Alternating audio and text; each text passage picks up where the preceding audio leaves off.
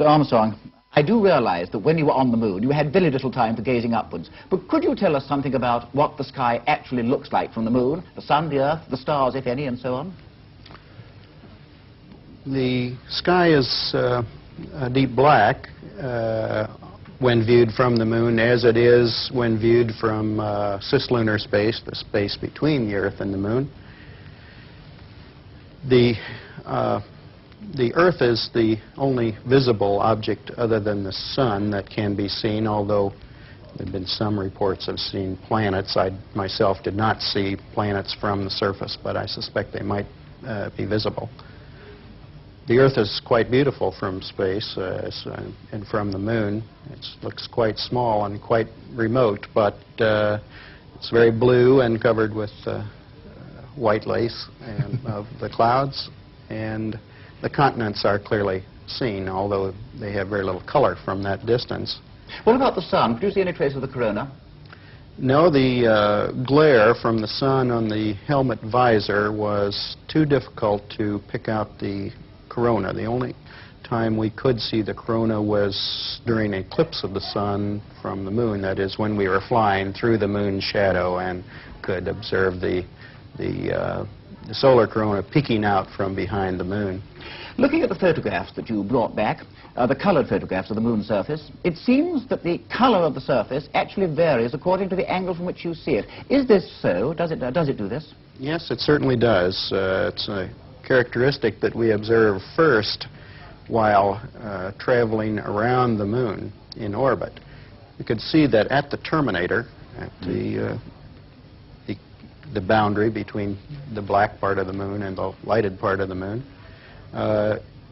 it was as if you were looking at a television set with the contrast turned to full contrast, very black and very white. As you moved further into the light, there were more and more shades of gray.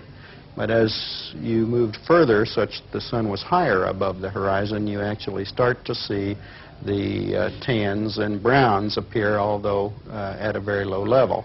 Similarly, on the surface of the moon, the same characteristic is evident. You can see browns if the sun is high enough. Apollo 12, for example, landed while the sun was only 5 degrees above the horizon. So when they arrived, they saw no browns or tans anywhere, only fairly high contrast grays. But you did? But yes, I did. The sun was at 11 degrees. And Apollo 12 did also the next day when they arose from their sleeping period and the sun was higher. Of course, then the browns were observable to them. When you were actually walking about on the moon's surface and kicking about a certain amount of dust, did you notice any local color? And also, were you at all subconsciously worried about the possibility of unsafe areas?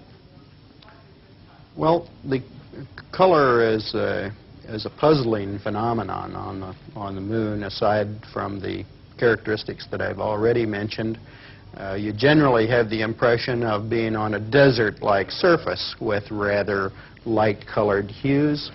Yet when you look at the material at close range, as if in your hand, you find it's a charcoal gray, in fact, and we were never able to find anything that were very different from that color. I suspect that as we get more and more samples with future flights, we will see that there is, in fact, some color, but the optical properties on the moon are most peculiar. When you were actually walking about, did you have any difficulty in distance judging? Because I think I heard you say once that far things looked quite near. Yes, we had some difficulties in perception of distance. For example, our television camera we judged to be from the cockpit of the lunar module only about 50 to 60 feet away, yet we knew that we had pulled it out to the full extension of a 100-foot cable. Similarly, we had difficulty guessing how far the hills out on the horizon might be. Peculiar phenomena is the closeness of the horizon due to the greater curvature of the moon than we have here on Earth, of course 4 times greater, and the fact that it is an irregular surface with crater rims overlying other crater rims. You can't see the real horizon. You're seeing hills that are somewhat closer to you.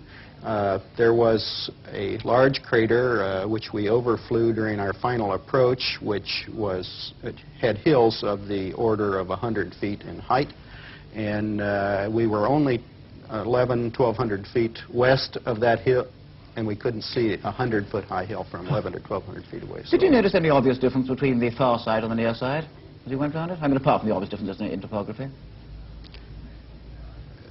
No observable differences in color, but then the sun's angle was always somewhat different over there, so it would be difficult to make a general correlation.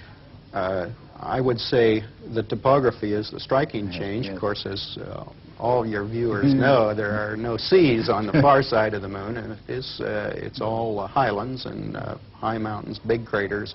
So it's strikingly different from the. There's just one more thing I'd like to ask you. You're one of the very, very few people, I think, whose opinion on this is really worth having. In fact, there are only 4 of you.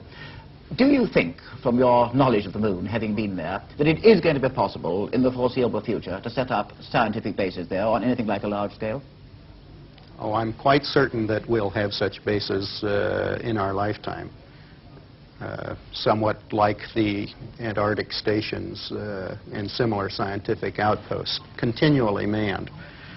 Although certainly there's the problem of the environment, the vacuum, and the high and low temperatures of day and night. Still in all, in many ways, it's more hospitable than Antarctica might be.